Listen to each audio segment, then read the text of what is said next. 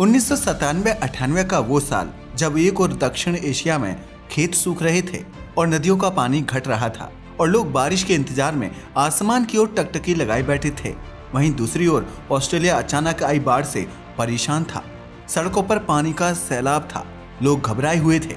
मगर क्या यह सिर्फ मौसम की लहर थी या इसके पीछे कोई इनविजिबल पावर काम कर रही थी?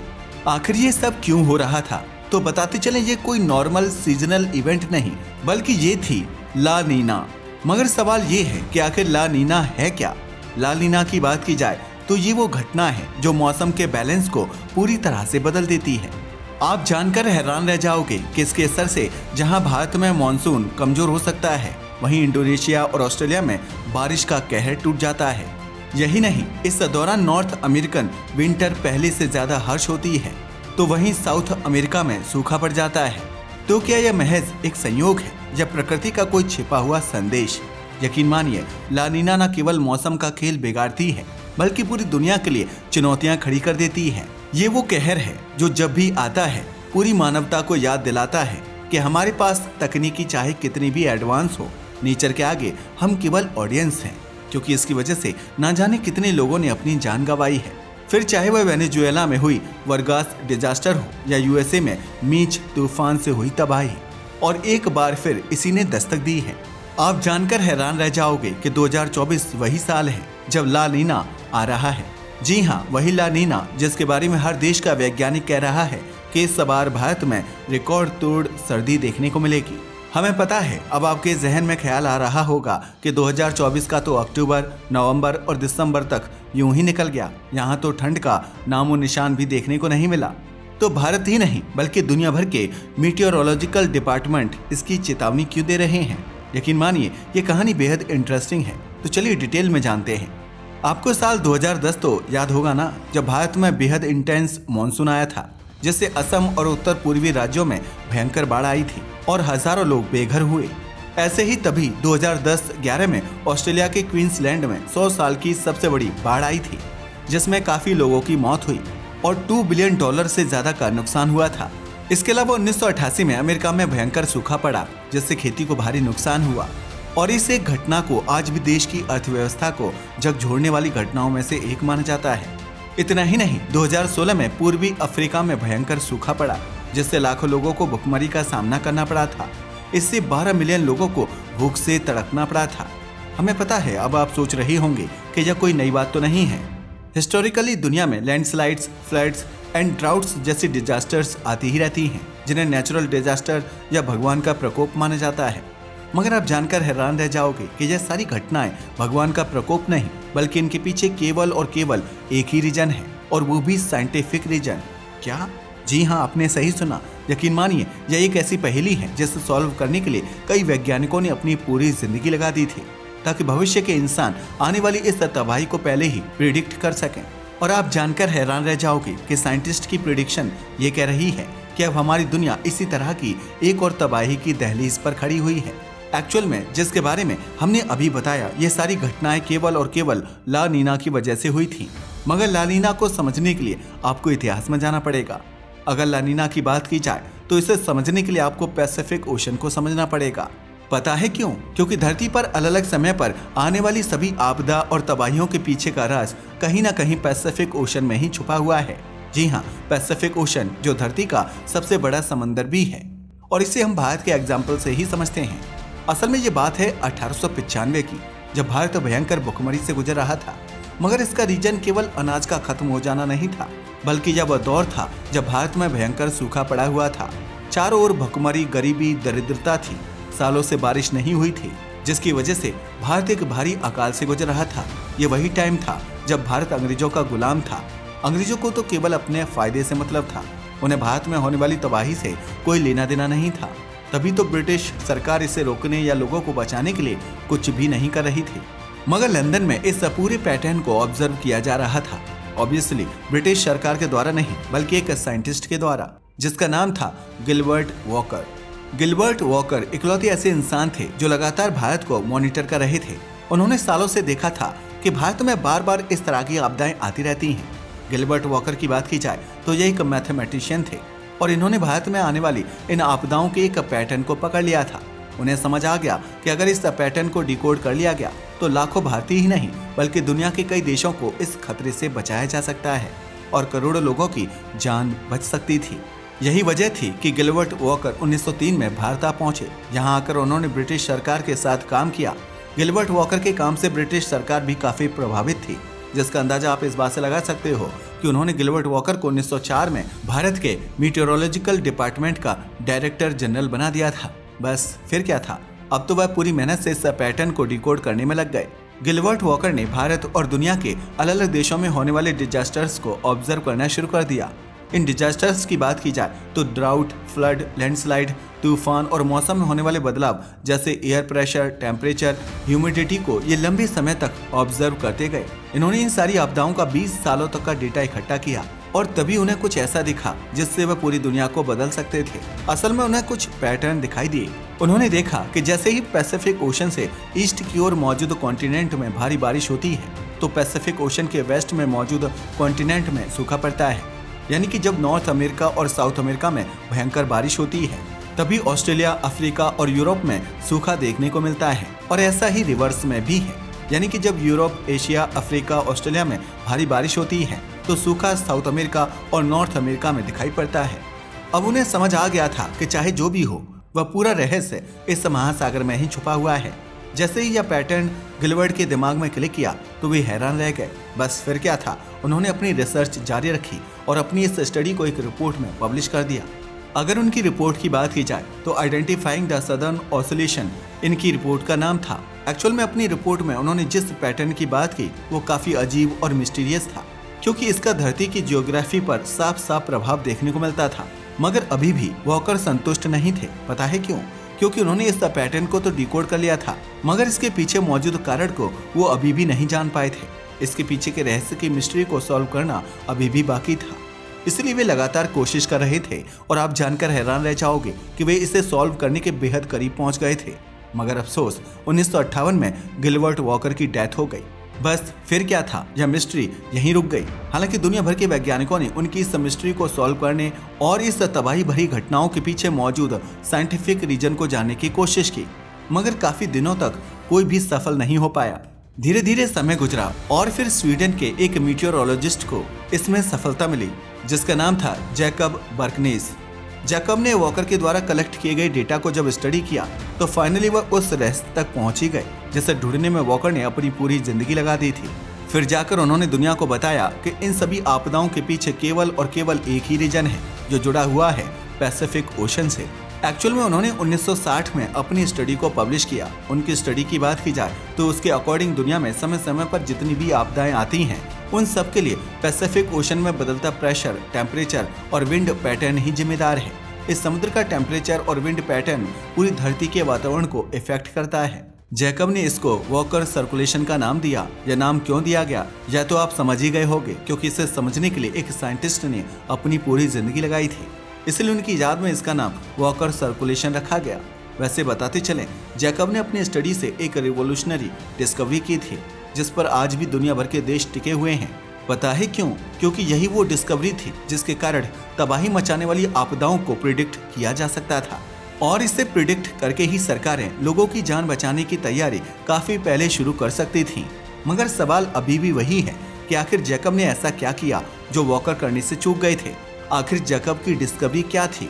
बताते चलें, जब जैकब वॉकर के द्वारा कलेक्ट किए गए डेटा को स्टडी कर रहे थे तो उन्होंने देखा कि अलग अलग देशों में होने वाली जरूरत से ज्यादा बारिश या फिर मॉनसून कम आने की वजह से पड़ने वाला ड्राउट एंड हीट जैसे वेदर डिजास्टर में सबसे ज्यादा इंपॉर्टेंट रोल ट्रेड विंड्स का होता है। अब आप सोच रहे होंगे कि आखिर ट्रेड विंड्स क्या हैं? तो बताते चलें, ट्रेड विंड्स की बात की जाए तो हमारी धरती जब अपनी एक्सिस पर रोटेट करती है तो उसके रोटेशन और सूरज से आने वाली गर्मी के कारण धरती के एटमॉस्फेयर में मौजूद गैसें ऊपर उठने लगती हैं, और ऊपर उठने वाली ये गैसें अंतरिक्ष की ओर बढ़ते हुए ठंडी होकर वापस नीचे एटमॉस्फेयर में आ जाती हैं, जिसकी वजह से धरती के रोटेशन के अलावा कई दूसरे फैक्टर्स मिलकर इसको एक डायरेक्शन दे देते हैं, जिससे धरती के अलग अलग हिस्सों में अलग अलग पैटर्न्स बनते हैं। लेकिन अगर पैसिफिक ओशन में बनने वाले विंड पैटर्न्स को देखें तो नॉर्मली ये हवाएं ईस्ट से वेस्ट की ओर बहती हैं, जिन्हें ट्रेड विंड्स कहा जाता है। पता है क्यों? क्योंकि प्राचीन काल में इन्हीं हवाओं के जरिए जहाज पैसिफिक ओशन में रास्ता तय किया करते थे। क्योंकि तब साइंस और टेक्नोलॉजी इतनी एडवांस नहीं हुई थी कि वह डायरेक्शन का पता लगा सके। तभी सभी लोग केवल और केवल विंड पैटर्न पर ही डिपेंड करते थे। लेकिन आप जानकर हैरान रह जाओगे कि आज भी पैसिफिक ओशन से जाने वाले हवाई जहाज इन ट्रेड विंड्स के जरिए ही अपनी स्पीड को मेंटेन रखते हैं। पता है क्यों? क्योंकि इन तेज हवाओं के साथ मूव होने की डायरेक्शन में चलने से प्लेन फ्यूल बचा पाते हैं और कम एनर्जी में ज्यादा रास्ता तय कर पाते हैं, जिसकी वजह से एयरलाइंस को फायदा होता है। साथ ही यही वो ट्रेड विंड्स हैं जो समय के साथ साथ धरती के सबसे बड़े समुद्र से बने वाटर क्लाउड्स को अलग अलग कॉन्टिनेंट तक लेकर जाती हैं, जिससे भारत ही नहीं बल्कि दुनिया भर के कई देशों में मानसून आता है और लोगों को गर्मी में ठंड का एहसास होता है। वैसे जहां ये ट्रेड विंड्स दुनिया के लिए इतनी फायदेमंद हैं, वहीं इन ट्रेड विंड्स की डायरेक्शन में एक फिक्स टाइम के बाद बदलाव होते रहते हैं, जो कारण बनते हैं धरती पर आने वाली तबाही का। जी हाँ, आपने सही सुना। मगर ये कैसे होता है, ये जानने के लिए आपको एक बार फिर पैसिफिक ओशन को देखना होगा। एक्चुअल में यूजुअली पैसिफिक ओशन की ट्रेड विंड्स 3 अलग अलग तरीकों से बदलती हैं, जिनमें पहले नंबर पर आती हैं नॉर्मल ट्रेड विंड्स, दूसरे नंबर पर है अल नीनो और तीसरे नंबर पर होती है ला नीना। और इन तीनों को कंबाइन करके INSO यानी कि अल नीनो सदर्न ऑसिलेशन कहा जाता है। अगर इन तीनों सिचुएशंस को देखा जाए तो इनमें सबसे पहले आती है नॉर्मल यानी ईस्ट टू वेस्ट बहने वाली विंड्स। इसकी बात की जाए तो ये विंड्स पैसिफिक ओशन से अपने साथ हैवी मॉइस्चर के साथ साथ डेंस क्लाउड्स को लेकर एशिया की ओर आगे बढ़ती हैं, जिसकी वजह से इन हिस्सों में मानसून देखने को मिलता है। जबकि इस दौरान पैसिफिक ओशन के दूसरी ओर यानी ईस्ट में मौजूद कॉन्टिनेंट्स में गर्मी और सूखे जैसे हालात नजर आते हैं। बताते चलें, ये विंड्स न केवल पैसिफिक ओशन के वेस्ट में मौजूद कंट्रीज को ठंडक पहुंचाती हैं, बल्कि समुद्र को भी ठंडा करती हैं। और इस प्रोसेस की वजह से ही तो पैसिफिक ओशन के दूसरी ओर मौजूद समुद्र गर्म होने लगते हैं, जिसकी वजह से यहाँ पर एक प्रोसेस शुरू होती है जो एक देश की इकोनॉमी का आधार है, जिसको कहा जाता है अपवेलिंग। वैसे अगर अपवेलिंग की बात की जाए तो ये एक ऐसी प्रक्रिया है जिसमें गर्म समुद्री पानी को रिप्लेस करने के लिए गहराइयों से समुद्र का ठंडा पानी ऊपर की ओर आने लगता है। मगर ये अकेले नहीं आता, बल्कि अपने साथ समुद्र की गहराइयों में मौजूद मिनरल्स, नाइट्रेट्स और फाइटोप्लैंक्टन जैसे न्यूट्रिशन को भी ऊपर की ओर लाता है। अगर मिनरल्स, नाइट्रेट्स और फाइटोप्लैंक्टन जैसे न्यूट्रिशन की बात की जाए तो यह फिशेज और दूसरे मरीन एनिमल्स को काफी पसंद होता है, जिसकी वजह से पेरू के तटों पर काफी ज्यादा मरीन लाइफ देखने को मिलती है, जिसकी वजह से यहाँ काफी पैमाने पर मछलियाँ पकड़ी जाती हैं, जिससे पेरू की इकोनॉमी को काफी फायदा होता है, क्योंकि पेरू की इकोनॉमी का एक मेजर पार्ट मरीन एनिमल्स पर ही टिका होता है। लेकिन पेरू में इस सिचुएशन से बिल्कुल उल्टा होता है अल नीनो के टाइम पर, क्योंकि जैसा कि हमने पहले ही बताया कि एक फिक्स टाइम पर ट्रेड विंड्स अपना रास्ता बदल लेती हैं। जब यह ट्रेड विंड्स अचानक से अपना रास्ता बदल लेती हैं तो पैसिफिक ओशन से उठने वाली हवाएं वेस्ट की ओर नहीं बल्कि वेस्ट से ईस्ट की ओर बहने लगती हैं। यानी अब ये हवाएं एशिया से साउथ अमेरिका की तरफ बहती हैं, जिसकी वजह से सब कुछ उल्टा हो जाता है। यानी एशिया में गर्मी, बारिश की कमी और सूखे के हालात होते हैं, तो वहीं नॉर्थ अमेरिका और साउथ अमेरिका में ठंड और बाढ़ जैसे हालात बनने लगते हैं। अल नीनो का यही इफेक्ट टाइम टू टाइम कई बड़े डिजास्टर का कारण बनता है, क्योंकि इसकी वजह से दुनिया के कई हिस्से बाढ़ से गुजरते हैं तो कुछ इससे सूखे का सामना करते हैं। साथ ही इसकी वजह से पूरी इकोनॉमी अफेक्टेड होती है, खेती सूख जाती है और लोग बेघर हो जाते हैं। लेकिन बताते चलें, इकोनॉमी के मामले में अल नीनो का सबसे ज्यादा बुरा असर पेरू पर ही पड़ता है। यानी एशिया में गर्मी, बारिश की कमी और सूखे के हालात होते हैं, तो वहीं नॉर्थ अमेरिका और साउथ अमेरिका में ठंड और बाढ़ जैसे हालात बनने लगते हैं। एल नीनो का यही इफेक्ट टाइम टू टाइम कई बड़े डिजास्टर का कारण बनता है, क्योंकि इसकी वजह से दुनिया के कई हिस्से बाढ़ से गुजरते हैं तो कुछ इससे सूखे का सामना करते हैं। साथ ही इसकी वजह से पूरी इकोनॉमी अफेक्टेड होती है, खेती सूख जाती है और लोग बेघर हो जाते हैं। लेकिन बताते चलें, इकोनॉमी के मामले में एल नीनो का सबसे ज्यादा बुरा असर पेरू पर ही पड़ता है, क्योंकि नॉर्मल ट्रेड विंड्स के दौरान जहां पेरू के किनारों पर ओशन सरफेस टेम्परेचर ज्यादा होने की वजह से फिशरमैन को फायदा होता है, वहीं ट्रेड विंड्स के उल्टा हो जाने के बाद पेरू के पास मौजूद समुद्र का पानी ठंडा हो जाता है और यही नहीं, अपवेलिंग भी बंद हो जाती है, जिसकी वजह से यहाँ के मछुआरों को काफी नुकसान होता है। यही वजह है कि पेरू की इकोनॉमी भी अपवेलिंग पर काफी ज्यादा डिपेंड करती है। अगर इसके टाइम पीरियड की बात की जाए तो एल नीनो का यह इफेक्ट हर 2 से 7 साल के टाइम पीरियड में होता है, जिसमें ट्रेड विंड्स के डायरेक्शन का यह छोटा सा फेरबदल दुनिया के लिए खतरनाक साबित होता है। इसका अंदाजा आप इस बात से लगा सकते हैं कि आज तक ना जाने कितने लोगों ने इसकी वजह से जान गंवाई है, जिसका सबसे बड़ा एग्जाम्पल 1895 में भारत में आने वाला सूखा ही था। इस सूखे की वजह से लाखों लोगों की जान गई थी और इसके लिए एल नीनो इफेक्ट ही जिम्मेदार था। इसके अलावा यहाँ बहुत सारी घटनाएं होती रहती हैं, मगर हम आपको बताते चलें कि इतनी तबाही मचाने वाला एल नीनो भी सदर्न ओशन के आखिरी और तीसरे विंड पैटर्न के सामने बिल्कुल फीका है। पता है क्यों? क्योंकि इसका तीसरा विंड पैटर्न तो ऐसी तबाही मचाता है जिसकी तुलना किसी और से नहीं की जा सकती। अब आप सोच रहे होंगे कि ये थर्ड विंड पैटर्न आखिर है कौन सा, तो बताते चलें, उसका नाम है ला नीना। जी हाँ, वही जिसकी बात हमने स्टार्टिंग में की थी। और अनफॉर्चुनेटली 2024 में ला नीना ही आ रहा है, जिसकी चेतावनी इंडिया मीटियोरोलॉजिकल डिपार्टमेंट के साथ साथ दुनिया के लगभग हर देश का मौसम विभाग दे रहा है। इनफैक्ट हर साइंटिस्ट का कहना है कि इसके प्रभाव खतरनाक होंगे। अगर ला नीना की बात की जाए तो 1999 में वर्गास डिजास्टर जो वेनेजुएला की पहाड़ियों में हुआ था, इसके पीछे ला नीना ही जिम्मेदार था। इस फ्लडिंग एंड लैंडस्लाइड्स में लगभग 30,000 लोगों की जान गई थी। इसके अलावा 2010 में पाकिस्तान में भी इसने भयंकर तबाही मचाई थी। असल में यहाँ इतिहास की कुछ भयंकर बाढ़ों में से एक आई थी, जिसकी वजह से 2000 लोगों की जान चली गई थी और यह भी ला नीना का ही रिजल्ट था। इसके अलावा 2011 से 2017 के बीच अमेरिका के कई हिस्सों में भी भारी सूखा पड़ा था, जिसके लिए ला नीना ही जिम्मेदार थी। अगर ला नीना की बात की जाए तो पैसिफिक ओशन में चलने वाली यह ट्रेड विंड्स नॉर्मल कंडीशन की तरह ही ईस्ट से वेस्ट की ओर बहती हैं, मगर ला नीना नॉर्मल ट्रेड विंड से कहीं ज्यादा पावरफुल हो जाती है और भारी मात्रा में रेन क्लाउड्स के साथ साथ मॉइस्चर को पैसिफिक ओशन से वेस्ट की ओर लेकर जाती है, जिसकी वजह से इस पूरे इलाके में भारी बारिश और बाढ़ जैसे हालात देखने को मिलते हैं। और इससे लोगों की जिंदगी और फसल ही नहीं बल्कि पूरे देश की अर्थव्यवस्था को भी एक बड़ा धक्का लगता है, जिसका अंदाजा आप इस बात से लगा सकते हैं कि 2010 से 2011 में ला नीना की वजह से ऑस्ट्रेलिया को कई बिलियन डॉलर्स का नुकसान हुआ था। लेकिन अगर बात की जाए भारत की तो 1998 में भारत में ला नीना के प्रभाव की वजह से कई राज्यों में भयंकर बारिश हुई थी, जिससे बाढ़ आ गई थी और 2500 से ज्यादा लोगों की जान चली गई थी। मगर यह तो कुछ भी नहीं, लाखों लोग बेघर हो गए थे क्योंकि उनके घर बाढ़ में डूब गए थे। इसके अलावा भारत की अर्थव्यवस्था को भी बड़ा नुकसान उठाना पड़ा था।